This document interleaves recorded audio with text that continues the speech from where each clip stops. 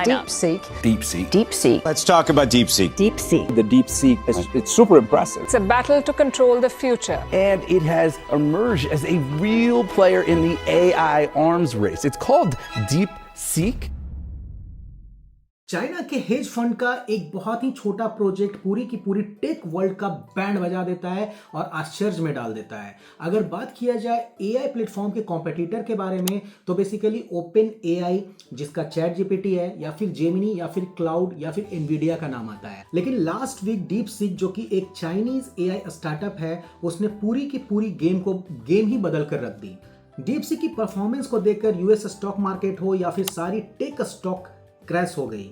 Nvidia का stock price तो भाई साहब एक दिन में 17% तक गिर गया। और सबसे शॉकिंग और इंटरेस्टिंग बात दोस्तों यहाँ पे है कि इस मॉडल को तैयार करने में बहुत ही कम पैसे की खर्च हुई।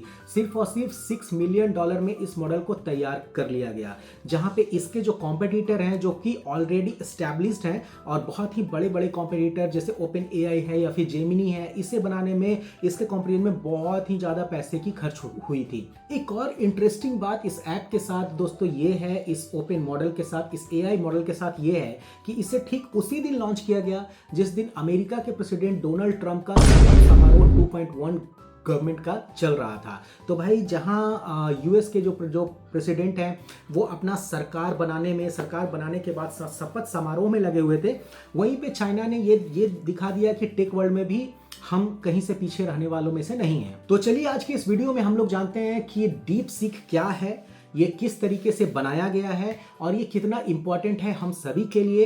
ये इंपॉर्टेंट है भी या नहीं है, या फिर ये बस एक कॉन्स्पिरेसी ही है चाइना का। दोस्तों डीप सीक की सबसे इंपॉर्टेंट बात यह है कि इसे बनाने में किसी भी बड़ी कंपनी का हाथ नहीं है। डीप सीक बेसिकली ये एक साइड प्रोजेक्ट था चाइना के हेज फंड मैनेजर लियांग वांगफेंग का। ये फंड बेसिकली स्टॉक मार्केट में क्वांटिटेटिव ट्रेडिंग किया करता था और थोड़ी बहुत क्रिप्टो ट्रेडिंग या फिर क्रिप्टो माइनिंग भी किया करता था। और इन सब कामों के लिए इनके पास पुराने जीपीयूज पड़े होते थे। तो हेज फंड के जो मैनेजर थे उन्होंने ये सोचा कि वीकेंड पे इनका जो जीपीयूज है उसका इस्तेमाल तो होता नहीं है, क्योंकि वीकेंड पे बेसिकली स्टॉक मार्केट क्लोज होता है।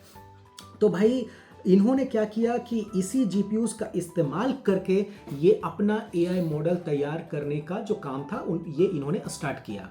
अब बात किया जाए डीपसीक मॉडल के बारे में तो मैं आपको ये बता देता हूँ, इससे जुड़ी ये एक बहुत इंपॉर्टेंट फैक्ट है कि डीपसीक जो है, डीपसीक एआई मॉडल कोई नया मॉडल नहीं है, ये पहले से एग्जिस्ट करती थी और टेक वर्ल्ड में इससे बहुत सारे लोग जानते हैं कि डीपसीक क्या था, ये मॉडल कैसा था। लेकिन ये बहुत एडवांस नहीं था और ये बहुत एक्यूरेट भी नहीं था, जिस कारण से इससे ज़्यादा लोकप्रियता नहीं मिल पाई थी और ये मतलब बेसिकली ये नहीं चल पाया था, आप ये बोल सकते हैं। लेकिन ये पहले भी एग्जिस्ट करता था। लेकिन अब ऐसा क्या हुआ कि ये रातों रात इतना फेमस हुआ कि भाई यूएस स्टॉक मार्केट को इसने हिला कर इसने रख दिया और एनवीडिया का स्टॉक जो है वो एक ही दिन में 17% तक डाउन चला गया। तो चलिए अभी आपको मैं बताता हूं कि पहले और अब में चेंजेस कहां पे आया जिस कारण से डीप सीक इतना ज्यादा फेमस हो गया है। तो दोस्तों डीप सीक के बेसिकली दो मॉडल हैं, एक है डीपसीक R10 और एक है डीपसीक R1। R10 को बेसिकली रीइंफोर्समेंट लर्निंग को यूज करके ट्रेन किया गया है और इसमें किसी भी तरीके की सुपरवाइज लर्निंग नहीं की गई थी। लेकिन 25 जनवरी 2025 को डीपसीक ने अपना R1 मॉडल को रिलीज किया और इस मॉडल ने पूरा गेम बदल कर रख दिया। तो बेसिकली हम लोग यहाँ से ये बोल सकते हैं कि डीपसीक का जो पहले का वर्जन था डीपसीक R10, ये बेसिकली ट्रेन किया गया था रीइंफोर्समेंट लर्निंग पे और इसी को बेस बनाकर तैयार किया गया है डीपसीक R1। लेकिन यहाँ पे रीइंफोर्स्ड लर्निंग के साथ साथ यहाँ पे सुपरवाइज लर्निंग भी की गई है, इसे बेहतर और एडवांस बनाने के लिए। अब मैं आपको बताता हूँ कि ये रीइंफोर्स्ड और सुपरवाइज लर्निंग में फर्क कहां पे आता है। तो दोस्तों अगर मैं आपको एक एग्जांपल देकर समझाऊं कि रीइंफोर्समेंट लर्निंग किसे कहते हैं, तो आप ये समझिए कि एक बच्चा है, वो यहाँ पे जो स्विच बोर्ड है उसके पास में ये जाता है और वहां पे अपने हाथ को लगाता है या फिर अपने उंगली को इसमें डालता है। अब यहाँ पे उसे जब करंट लगती है तो उसे ये समझ में आता है कि हाँ भैया मुझे ये काम नहीं करना चाहिए, क्योंकि जब इसे मैं टच करता हूं तो मुझे यहाँ पे झटका लगता है। तो इसे कहते हैं ट्रायल एंड एरर। तो रीइंफोर्समेंट लर्निंग जो है वो इसी पे बेस्ड है, ट्रायल एरर। तो पहले आप कुछ काम कीजिए, उसका आउटकम क्या निकलता है उसके बाद आप देखिए और उससे सीखिए। ये हुआ रीइंफोर्समेंट लर्निंग। लेकिन सुपरवाइज लर्निंग बेसिकली ये होता है कि इसमें बहुत सारे डेटाबेस का कलेक्शन होता है और यहाँ पे लेबलिंग की मदद से ये समझाया जाता है कि ये चीज़ बेसिकली क्या है। तो यहाँ पे ट्रायल बेसिस के साथ साथ लेबलिंग का भी काम किया जाता है। यहाँ पे आपके पास में फोटो में आप यहाँ पे वीडियो में देख सकते हो कि यहाँ पे अगर एप्पल रखा जाए और यहाँ पे ऑरेंज रखा जाए और इसे लेबल किया जाए कि हाँ भैया ये है एप्पल, ये है ऑरेंज, तो आप उस लेबल को देखकर ये समझ सकते हो, ये आउटकम निकाल सकते हो बाद में कि हाँ इसे एप्पल बोलते हैं, इसे ऑरेंज बोलते हैं। तो इसे कहते हैं सुपरवाइज लर्निंग।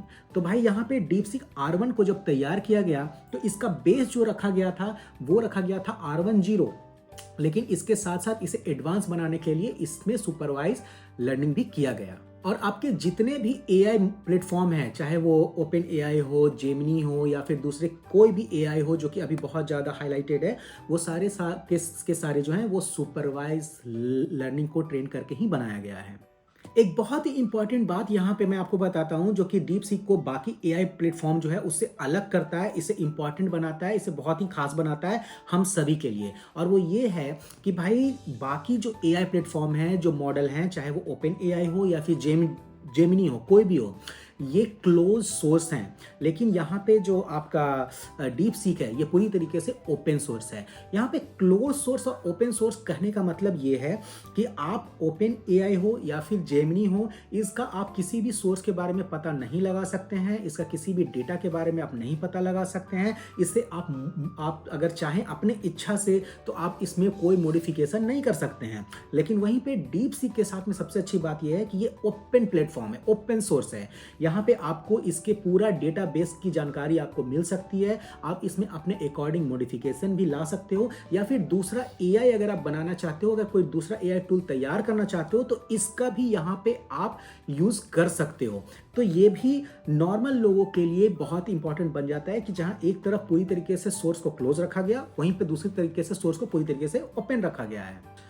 अब एक और रीज़न आपको बताता हूँ कि डीपसीक इतना इंपॉर्टेंट, इतना फेमस क्यों हुआ। कि भाई AI प्लेटफॉर्म तो और भी हैं, अब डीपसीक ने ऐसा कौन सा तीर मारा है कि रातों रात भाई इसके कारण स्टॉक मार्केट हिल गया है। इन्वीडिया का जो स्टॉक प्राइस है वो 17% से एक ही दिन में डाउन हुआ है। तो इसका सबसे इंपॉर्टेंट जो रीज़न है वो आपको मैं अब बताता हूँ। इसका सबसे इंपॉर्टेंट रीज़न जो है वो इनके डीपसीक के जो फाउंडर है उन्होंने ही बताया है। डीपसीक हो या फिर कोई AI प्लेटफॉर्म हो, AI मॉडल हो, उसे तैयार करने में जिस चिप का इस्तेमाल किया जाता है वो बनाती है एनवीडिया। और उस चिप का दोस्तों नाम है advance H100 Nvidia AI chip. ठीक है, तो इसके जो फाउंडर हैं, डीपसीक के जो फाउंडर हैं, उन्होंने ये बताया कि इस AI मॉडल को तैयार करने में इन्होंने advance H100 Nvidia AI chip का इस्तेमाल नहीं किया गया है, क्योंकि इन्हें ये चिप का इस्तेमाल करने ही नहीं दिया गया है। अब ये कौन सा चिप का इस्तेमाल किए हैं, तो इससे बहुत ही लेस इफिशिएंट, बहुत ही लेस एडवांस चिप जो कि इनके पास पहले से पड़ा हुआ था, उस चिप का इस्तेमाल करते हुए इन्होंने इस मॉडल का तैयार किया है। और इस चिप का जो नाम है वो है 2000 NVIDIA H100 चिप, जो कि बहुत ही लेस एडवांस है अगर आप अगर इसका करते हैं जो बाकी AI प्लेटफॉर्म के लिए चिप का इस्तेमाल होता है उससे। तो ये बहुत ही खास बना देता है डीपसीक को कि बहुत ही लेस रिसोर्स में, बहुत ही मतलब कम रिसोर्सेज में ये इतना अच्छा काम किया और इस तरीके का प्लेटफॉर्म डेवलप करके लेकर आया। अब ऐसा क्यों हुआ कि भाई बाकी AI प्लेटफॉर्म को बनाने के लिए जिस चिप का इस्तेमाल किया जाता है, जो बाकी सारे जो टेक वर्ल्ड हैं, जो टेक गाइंट हैं बड़े बड़े, वो यूज़ करते हैं, वो जब advance H100 Nvidia AI chip का इस्तेमाल करते हैं, तो यहाँ पे क्यों नहीं किया गया।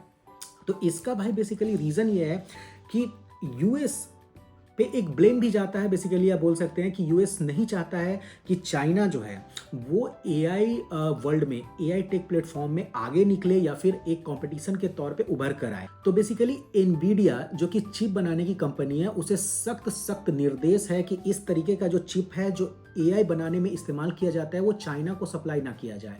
अब डायरेक्टली चाइना पे फोकस नहीं है, बेसिकली अमेरिका ने क्या किया है कि अपने इस चिप एक्सपोर्टिंग कंट्री को 3 कैटेगरी में बेसिकली ये बांट रखा है। टायर 1 कैटेगरी, टायर 2 कैटेगरी और टायर 3 कैटेगरी।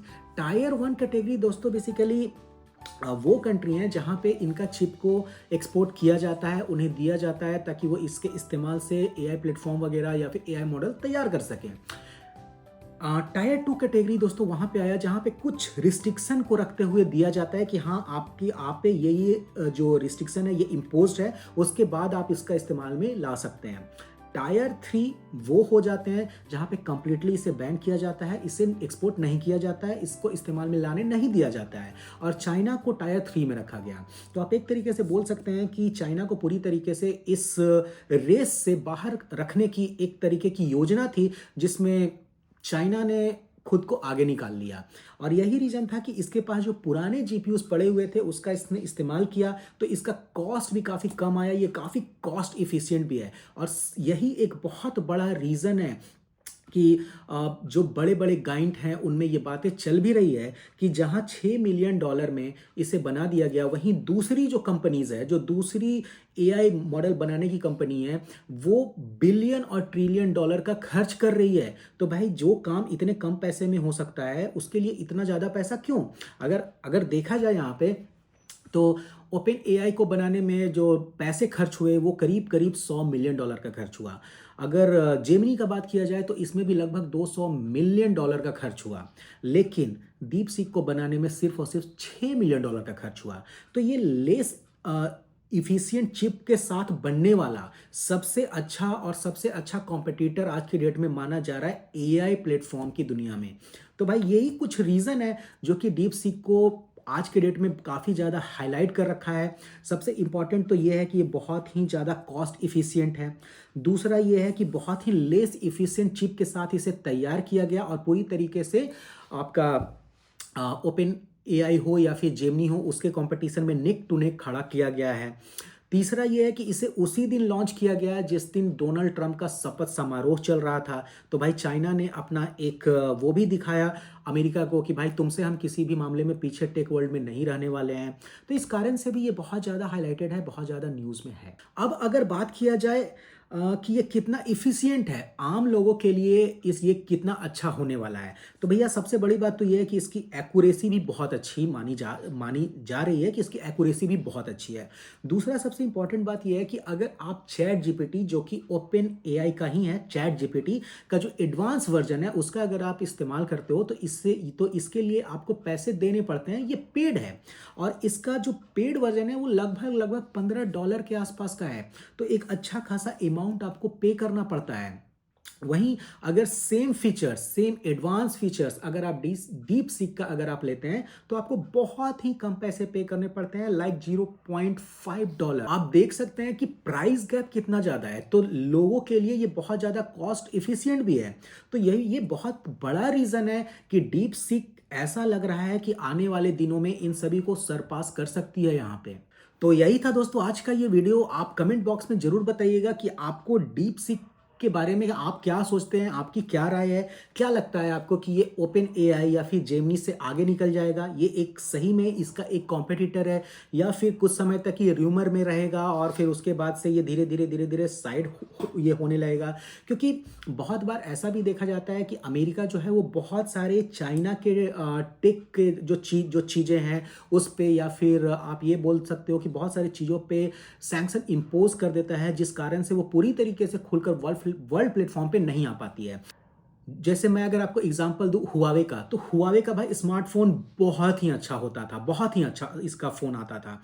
लेकिन चूंकि हुआवे का फ़ोन बहुत सारे कंट्री में बैन किया गया तो एक कॉम्पिटिटर को वहाँ से यहाँ से भगाया गया। तो ये भी हो सकता है कि बहुत सारे कंट्री में सिक्योरिटी इश्यूज को बताते हुए डीप सीक को बैन भी किया जा सकता है, कुछ भी हो सकता है। तो अभी बस ये था कि डीप सीक क्यों इतना इंपॉर्टेंट है, क्या है, कैसा है, ये मैं इस वीडियो में कवर करने का आप लोगों के लिए सोचा। आप जरूर बताइएगा कि आपको वीडियो कैसा लगा। और दोस्तों अगर आप जानना चाहते हैं कि डीप सीक के बारे में बाकी जो गाइंट हैं, बाकी जो बड़े बड़े कंपनी के सीईओज हैं या फिर यूएस का क्या इसके बारे में राय है, क्या बोल रहे हैं इनके बारे में, इसके बारे में ये भी बोला जा रहा है कि ये एक धोखा है, ये एक कॉन्स्पिरेसी है, इसमें चीटिंग किया गया है, बहुत सारी चीज़ें हैं। इस एक वीडियो में कवर कर पाना बहुत ही मुश्किल है। आज के इस वीडियो में मैंने बेसिकली आपसे ये कवर किया कि डीपसीक क्या है, इसे क्यों बनाया गया, कितना इफिशियंट है, ये सारा कुछ मैंने कवर करने की कोशिश की। लेकिन डीपसीक के बारे में एक ये भी कॉन्स्पिरेसी चल रही है कि ये एक चीटिंग के तहत बनाया गया है और चाइना ने सिक्योरिटी ब्रीच करते हुए डेटा को चुरा कर इसमें कॉन्स्पिरेसी करके इसका डेवलप किया है। तो अगर ऐसा कुछ है और अगर आप इंटरेस्टेड हैं तो आप कमेंट बॉक्स में बताइएगा। इस पे भी रिसर्च करने के बाद मैं आपके लिए एक वीडियो जरूर लेकर आऊंगा।